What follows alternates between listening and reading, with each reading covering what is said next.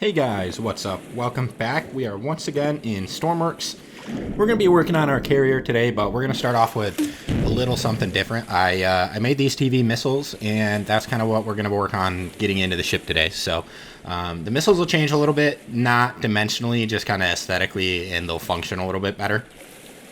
But yeah, this is kind of what we're working on. So we're going to work on an auto loader and a launching system for that today in the build video.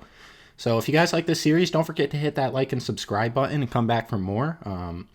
We've got plenty still to do on this ship. I know a lot of you, I know it's a long series, guys. I know, I get it, but that's kind of how I roll. You know, we're gonna go super detailed with a lot of things. That's kind of my style with building and stuff. So a lot of my builds are gonna be a lot longer than most other Stormworks builds, and that's probably because you're gonna see a lot more detail in them. So just be patient with me, guys. We're gonna get this done. I assure you. It's just it'll take a little bit of time. It's quite a large ship, and I gotta get a lot of features into it. So this is one of those that we're gonna be working on today.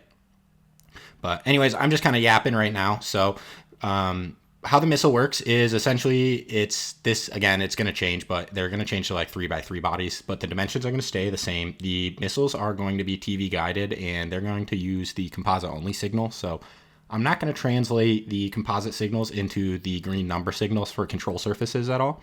That is all going to just be straight from composite to composite in the missile later on.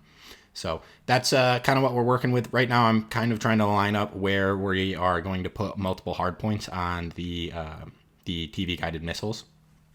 But for the meantime, this is kind of how they're going to be laid out. You see the green lines there. That's going to be separating each one. We should be able to fit 4 or 5 in here. And then what's really cool is you'll also be able to load more onto the ship and into the gantry without having to take the vehicle to the workbench.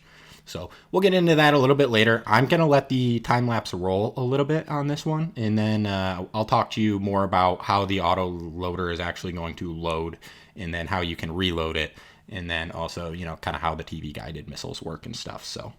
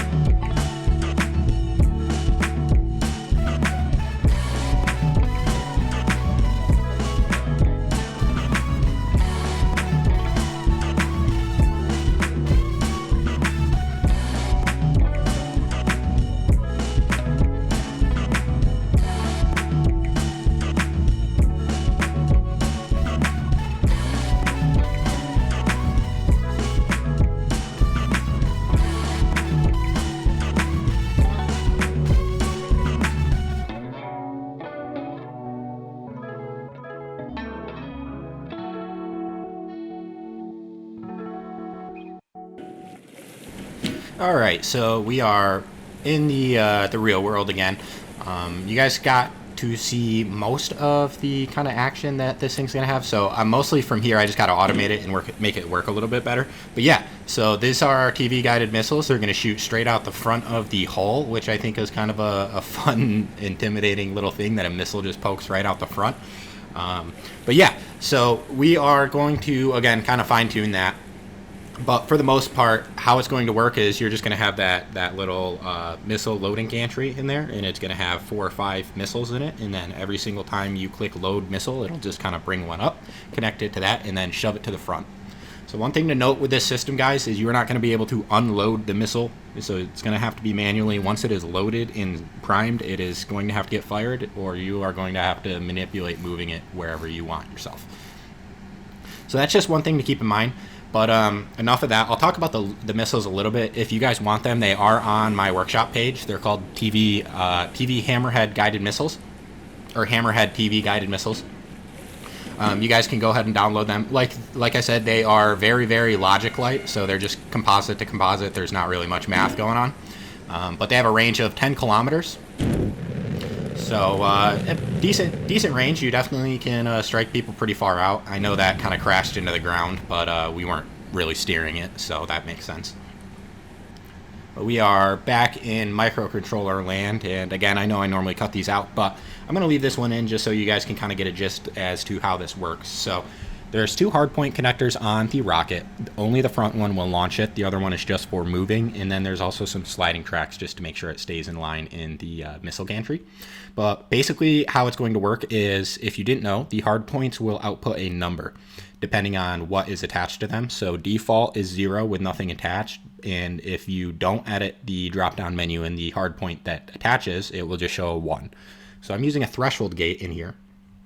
And essentially, when the threshold gate sees that something is, or the front hardpoint, the one that can launch the missile, is connected. So when that number changes from 0 to 1, that will release the rear hardpoint, and then also change the switch box for the direction in which the missile moves. So that will push the missile forward into the hull, ready, or arm it and ready to fire. At the same time, when this happens, when the front hardpoint sees a number 1, so it sees a missile attached to it, the rear hardpoint is going to start going back down so the door can close, and then it will hook up to the next missile underneath it. So this is a pretty easy way to basically automate the auto loading. So as soon as that front one is a 0 and the arm key is on, this door will open and it will just feed a missile. And that's, pretty simple. It's kind of crammed in. I know there's not a lot of space up here, so it's kind of an interesting place to put it, but I really wanted to have like a long range missile in this ship, and this is honestly one of the only places we logically can fit quite a few missiles. So all right, so while I was talking about that, I wanted to show you guys how it works. I know a lot of in and out in this video. I'm sorry, guys, but yeah, this is simple. That's going to be the arm button, so you just turn it, door opens. This is going to bring our first missile up. It sees a 1, and it moves that forward, and the other one down. So everything is ready to go, and this is armed and ready to fire. It will not close that door until the missile is gone, because it knows it will bang into it. So yeah, guys, that's pretty kind of simple way to do it. I don't know. I haven't done this too much, but I know I wanted to have an auto-loading missile, and I also wanted to make sure the missile gantry was reloadable. And that's where our little cargo lift connected to our blast door storage is very, very handy. You guys will see I'm going to add a crane to that hallway. And that means you will be able to basically pick up a TV guided missile from the blast door storage for the weapons on the bottom floor, bring it up 1 floor on the lever or elevator, hook it up to a crane, and then you will be able to slide it into this missile gantry to reload them. So you can have 4 loaded in the gantry at once, but if you want, you can carry many more on the ship and reload it as many times as you want to. And I really wanted that feature because it's not necessarily going to be a very common play feature, but I think it adds a certain level of infrastructure in the ship that makes the ship feel a lot more fun and realistic to use. Now, if there are any drawbacks to the missiles, and there certainly are, so I'm going to talk about them a little bit, it would be mostly just because it's so light on the logic that there's not really that... I mean, it's a very capable missile. It's got a good range, but you can't like GPS enter. There's no tracking. There's nothing like that. So basically, you need to know where you need to point the missile and where you're headed 10 kilometers out, which is fine. I mean, the ship has a good radar and a good sonar, so you definitely can see targets 10 kilometers out. But with it not having a way to send back tracking data, such as its heading and, the GPS X and Y, it's not going to be a set and forget kind of missile, if that makes sense. So this is going to be you are steering this until it is at the target kind of a missile. And that's fine. One nice thing that's going to happen is this is going to get incorporated into the targeting screen that also controls the guns. So from the gun screen, you will be able to also launch the missiles, which is pretty nice, pretty convenient. Makes everything a little bit more streamlined. I like to not have, a million different seats everywhere. I kind of like to make one seat control most functions that it's trying to do. So like the weapons operator is going to operate all of the weapons. You don't need to sit anywhere else. There's not more than one weapons operator. So that's kind of what we're working with here. Like I said, the missiles will change a little bit. The controls will get a little bit nicer, but the dimensions will stay the same. They end up being a pretty cheap, affordable missile too, just because they're quite light on the logic. So right now I am moving these red pipes, which if you've been paying attention from the past means they are bilge pumps. So that was just in the way. We can rearrange those, move those somewhere else now. The bilge pump's not really that important of a block in the ship. There's plenty of places you can cram them. But yeah, I got rid of that so we can hopefully get one extra missile in here. And then the lower part of this is also going to be a little bit of a logic store for the ship, where a lot of the targeting computers and stuff will go. If you really want to know, it's Penny and SSI's magic closet of calculation. So a lot of logic in that one. It's got all of my gun and targeting data logic blocks on it and stuff. But yeah, I think that this is a pretty good little system we came up with, and it's definitely not perfect, but for not making many of these before, and also for trying to make it kind of light on logic and maximize how much we can carry and reload, I think it's definitely a pretty decent show for it. And right here, I'm just kind of going to add a bottom to this. So this area is going to not be technically a separate sealed space, but it's going to be mostly walled off, so you can't really tamper with the missiles or anything like that, which makes sense. The only floor you really will be able to access it from is going to be the main living quarters, and that is just because it is the lower level and also where the crane is. So it's going to be easiest to load missiles in there.